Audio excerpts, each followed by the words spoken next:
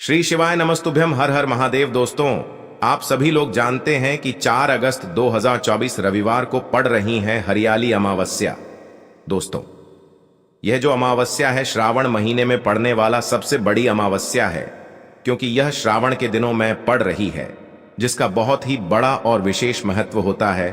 और ऐसा दिन पूरे साल में सिर्फ एक ही बार आता है। और दोस्तों, आप सभी लोग जानते हो कि अमावस्या का अगर सबसे बड़ा कोई उपाय है तो वो 11 चावल के दाने वाला उपाय है। तो दोस्तों, इस रविवार की अमावस्या तिथि के दिन आप लोगों को इस 11 चावल के दाने वाले उपाय को जरूर करना है।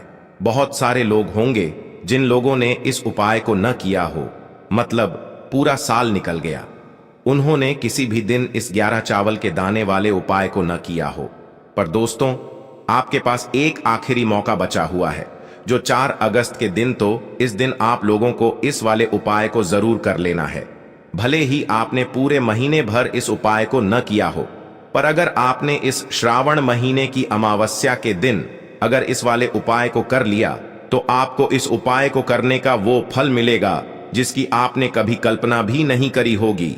इसीलिए आप लोग इस वाले उपाय को एक बार जरूर कर लेना, ताकि आप लोगों के हाथ से यह मौका न जा सके और आपको इस उपाय को करने का फल मिल सके। दोस्तों, यह उपाय पंडित जी ने अपनी अभी की ही श्री शिव महापुराण की कथा में बताया है, जिस उपाय को आज हम आपको बहुत अच्छे से समझाने वाले हैं। इस वीडियो को देखने के बाद इस उपाय को समझने के लिए आपको कोई और वीडियो को देखने की जरूरत नहीं पड़ेगी। तो चलिए दोस्तों, उपाय को शुरू करते हैं। देखिए, यह इस श्रावण महीने की रविवार अमावस्या के दिन यह इतना खास होता है, इतना महत्वपूर्ण होता है।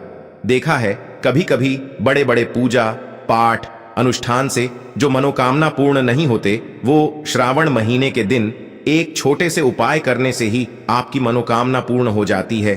और बहुत सारे लोगों ने इस उपाय को किया भी है और उनको इस उपाय को करने का फल भी जरूर मिला है। अगर आप लोग भी इस उपाय को करना चाहते हैं तो आप इस उपाय को पहले अच्छे से समझ लेना, सुन लेना, उसके बाद करना। आपको इस उपाय का फल जरूर मिलेगा। और इस उपाय को कर लेने से आपके घर में चाहे किसी भी प्रकार की दुख और समस्या क्यों न चल रही हो, आपको उसका कारण भी नहीं पता है कि भाई यह समस्या किस कारण से चल रही है, उसका कुछ भी कारण हो सकता है। जैसे पितृदोष हो सकता है या किसी भी तरह का मंगल दोष भी हो सकता है। तो इस दिन आप लोगों को यह वाला उपाय कर लेना है। यह एक ऐसा उपाय है जिस उपाय को अगर किसी विशेष दिन पर किया जाए तो भाई उस विशेष दिन का जो है वह तो हमें मिलता ही मिलता है, पर हमने उस दिन पर इस उपाय को किया है तो हमें उससे भी बड़ा फल मिलता है, और फल बहुत जल्दी मिलता है, क्योंकि आप इस उपाय को बहुत ही बड़े और विशेष दिन पर कर रहे हो। तो चलिए अब उपाय के बारे में बात करते हैं, लेकिन उससे पहले आप लोगों को यह जानना आवश्यक है कि आखिर यह उपाय किस समय करना है, किसको करना है और कैसे करना है। तो चलिए हम आगे आपको वीडियो में एक एक करके बता देते हैं। लेकिन उससे पहले अगर आप लोग हमारे चैनल पर पहली बार आए हैं या फिर मेरी आवाज पहली बार सुन रहे हैं, तो हमारे चैनल को सब्सक्राइब जरूर कर लेना और इस वीडियो को लाइक करके कमेंट बॉक्स में श्री शिवाय नमस्तुभ्यम ओम नम शिवाय जरूर टाइप कर देना। तो दोस्तों, इस 11 चावल के दाने वाले उपाय को हमें इस हरियाली अमावस्या के दिन कैसे करना है, किसको करना है, किस समय करना है और कहां पर करना है, ये सारे सवालों के जवाब आपको इस वीडियो में मिल जाएंगे। और जो ये वीडियो देखेगा भाई, उसको 11 चावल के दाने वाला उपाय जरूर करना चाहिए, क्योंकि इस दिन एक चावल के दाने का भी बहुत ही बड़ा और विशेष महत्व होता है। और जब बात आ जाए 11 चावल के दाने की, तो ये सोने पे सुहागा वाली बात हो जाती है, और ये एक बहुत ही बड़ा उपाय हो जाता है इस रविवार अमावस्या का। तो अब दोस्तों, इस 11 चावल के दाने वाले उपाय को आखिर करना किसको है, सबसे पहले हम लोग वो बात जान लेते हैं। तो देखो, घर की जो बड़ी माताएं बहनें होती हैं, उन माताओं बहनों में से कोई भी एक बड़ी माता बहन इस वाले उपाय को कर सकती है। और दोस्तों, अगर आप चाहें तो अपने घर में से सभी सदस्यों को भी इस उपाय को करवा सकते हैं। अगर किसी व्यक्ति की खुद की कोई मनोकामना है, खुद की कोई दुख और परेशानी है जो कि वह अपने लिए ही करना चाहता है इस वाले उपाय को, तो वह खुद अपने लिए भी कर सकता है। बाकी अगर कोई घर में से ऐसा है जो कि अपने पूरे घर परिवार की सुख और शांति के लिए ये वाला उपाय करना चाहता है, तो भाई वह भी कर सकता है। उसमें भी कोई दिक्कत वाली बात नहीं है। कहने का मतलब यह है कि इस उपाय को हर एक सदस्य भी कर सकता है और पूरे घर परिवार के सदस्य के लिए घर की बड़ी माताओं बहनों में से कोई एक माता बहन भी कर सकती है। माताएं बहनें अगर घर में उपस्थित न हो या वो यह वाला उपाय न कर पा रही हो तो फिर घर का कोई बड़ा सदस्य भी इस 11 चावल के दाने वाले उपाय को कर सकता है, चाहे फिर वह पुरुष ही क्यों ना हो, उसमें कोई भी दिक्कत वाली बात नहीं है। अब दोस्तों, इस 11 चावल के दाने वाले उपाय को हमें करना कहां पर है? हमें इसे शिव जी के मंदिर में जाकर करना है।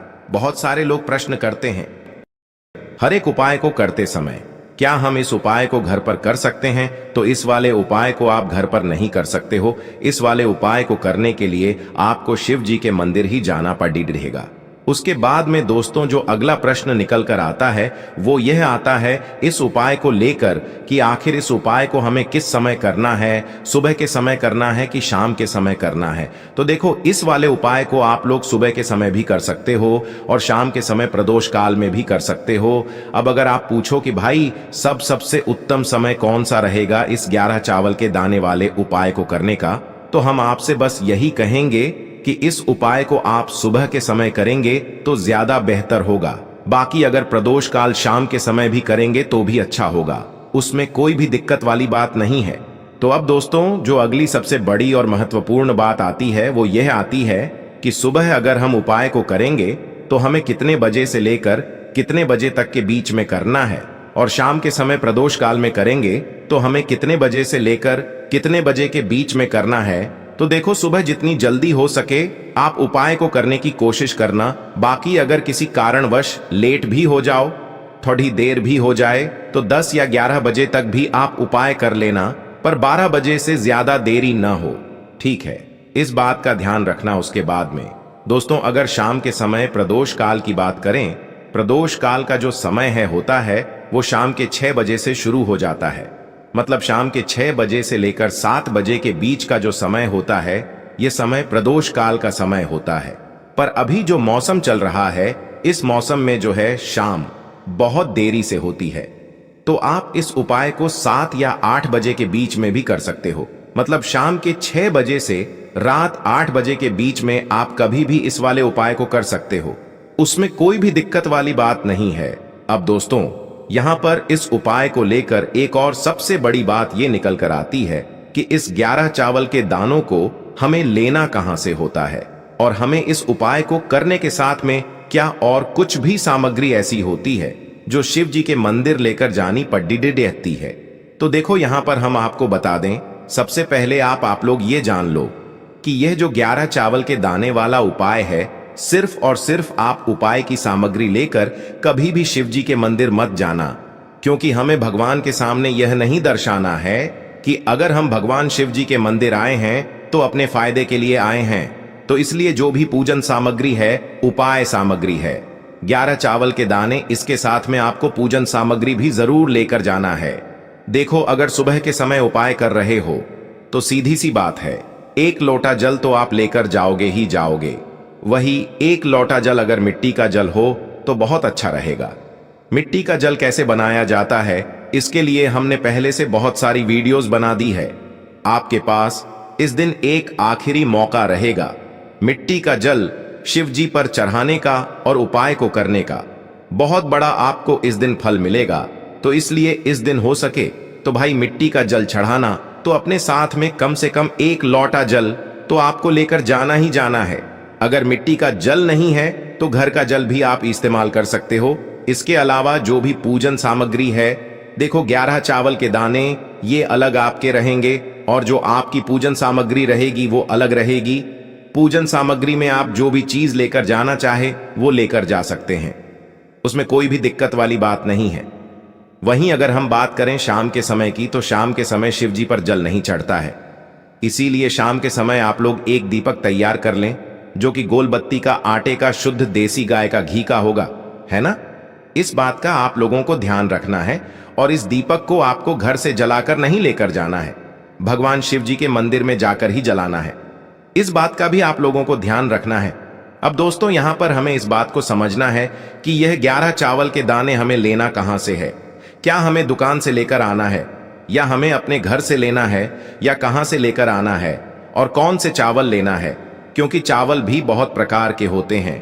तो देखो, इन सभी सवालों के जवाब आप लोग एक बात में सुन लो कि भाई ये जो उपाय है, इस उपाय में आपको ये नहीं देखना है कि भाई कौन से चावल है कौन से चावल नहीं है। बस जो भी चावल ले रहे हो वो चावल का दाना सबूत होना चाहिए, मतलब साबुत होना चाहिए, टूटा हुआ नहीं होना चाहिए, कटा पिटा नहीं होना चाहिए। ये बात आपको ध्यान रखना है।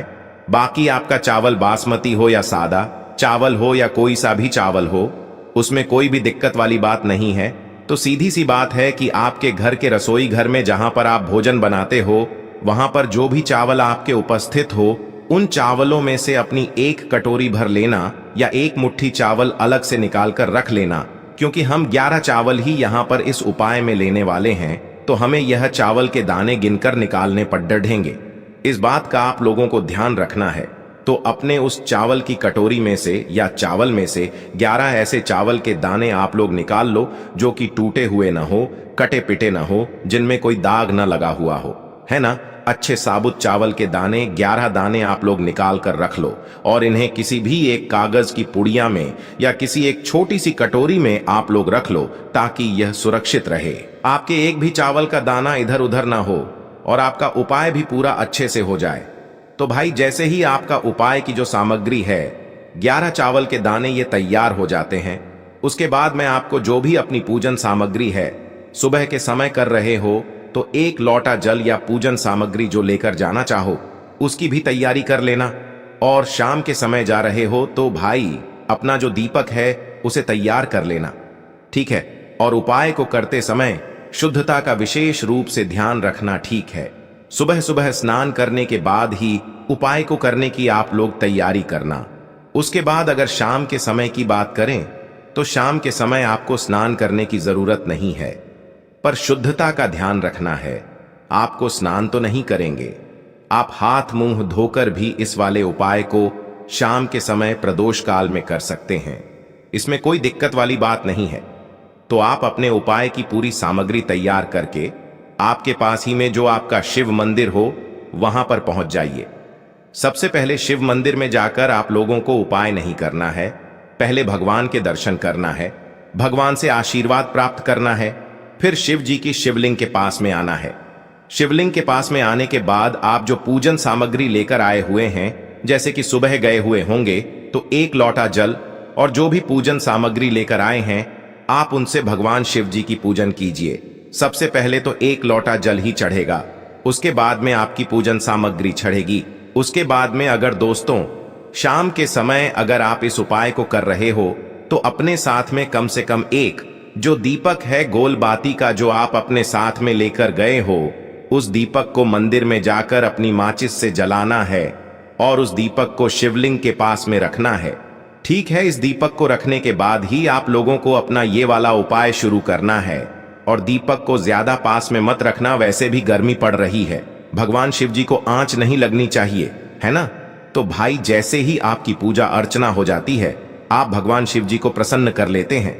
उसके बाद में शिवलिंग के पास ही में आप कहीं पर बैठ जाइए, सामने या आसपास जिस जगह पर आपको बैठना हो वहां पर बैठ जाइए और अपने वह 11 चावल के दाने अपने सामने निकाल कर रख लीजिए, क्योंकि अब यहाँ पर उपाय को यहाँ पर करने की आपको तैयारी करना है। और इस तरीके से जब आप उपाय करेंगे, पूजन सामग्री करने के बाद, पूजन अर्चना करने के बाद, तो आपको उपाय का फल बहुत जल्दी और बहुत बढ़ा होकर मिलेगा। तो अपने 11 चावल के दाने अपने सामने निकाल कर रख लेना। और यह जो उपाय है यह आपकी सीधे हाथ की हथेली से होगा, इसलिए इस बात का भी विशेष रूप से ध्यान रखना है।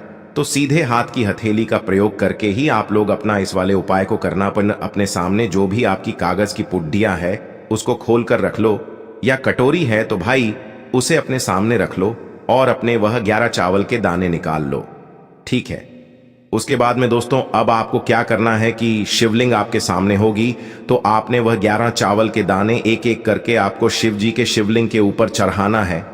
कहां पर चढ़ाना है? शिवलिंग के ऊपर चढ़ाना है और कहीं पर भी नहीं चढ़ाना है।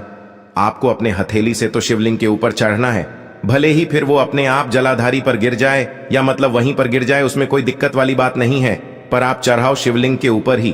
तो आपको क्या करना है, अपना पहला चावल का दाना उठाना है, श्री शिवाय नमस्तुभ्यम बोलना है और शिवलिंग पर चढ़ा देना है। इसी तरीके से दूसरा चावल का दाना उठा है, शिवलिंग पर चढ़ाना है और मंत्र बोल देना है। और फिर तीसरा चावल का दाना उठाना है, श्री शिवाय नमस्तुभ्यम बोलना है और चढ़ा देना है। इसी प्रकार से आपको पूरे 11 चावल के दाने एक एक करके शिव जी के शिवलिंग के ऊपर चढ़ाना है और भगवान से प्रार्थना करते जाना है। मतलब प्रार्थना तो आपको आखिरी में करना है, पर हर एक चावल के दाने को चढ़ाते समय श्री शिवाय नमस्तुभ्यम जरूर बोलना है। उसके बाद ही में यह चावल का दाना शिवलिंग के ऊपर आपको चढ़ाना है। जैसे ही आपके 11 चावल के दाने शिवलिंग के ऊपर चढ़ जाते हैं तो भाई उसके बाद में आपको क्या करना है, भगवान से अपनी मनोकामना बोलना है। मनोकामना भी कब बोलना है, जब आपका 11 चावल का दाना आपके सीधे हाथ की हथेली में हो और आप उसे चढ़ाने के लिए जा रहे हो। श्री शिवाय नमस्तुभ्यम बोलकर उस आखिरी चावल के दाने को शिवलिंग के ऊपर चढ़ा देना और भगवान से फिर अपनी वह मनोकामना बोल देना, जिस मनोकामना के लिए आप लोग अपना यह वाला उपाय कर रहे हो। जिस भी दुख और परेशानी के लिए आप लोग अपना यह वाला उपाय कर रहे हो, उसके बाद में जैसे ही आप अपनी मनोकामना बोल देते हो, आपका यह वाला उपाय पूरा हो जाता है। पर दोस्तों, उपाय को करने के बाद आप लोगों को 2 मिनट भगवान शिव जी के मंत्र का जाप जरूर करना है। और मंत्र का जाप करने के बाद भगवान से एक और बार प्रार्थना करना है अपनी मनोकामना के लिए या अपनी जो भी दुख और परेशानी है उसके लिए। इसके बाद में आप लोग भगवान को देखकर, भगवान से प्रार्थना करके, उनसे आशीर्वाद लेकर वहां से उठ सकते हैं और अपने घर पर जा सकते हैं। बस दोस्तों, यहां पर यह वाला उपाय पूरा हो जाता है। इस तरीके से जो भी व्यक्ति छोटी छोटी चीजों का ध्यान रखते हुए इस 11 चावल के दाने वाले उपाय को करेगा, निश्चित सी बात है उसे उसकी मनोकामना जल्द ही पूर्ण होगी और जो भी दुख और परेशानी है वो भी बहुत ही जल्दी दूर होंगे। और दोस्तों, अगर आपको हमारी ये वीडियो पसंद आई हो तो हमारे इस वीडियो को लाइक और चैनल को सब्सक्राइब जरूर करें। हर हर महादेव, ओम नमः शिवाय।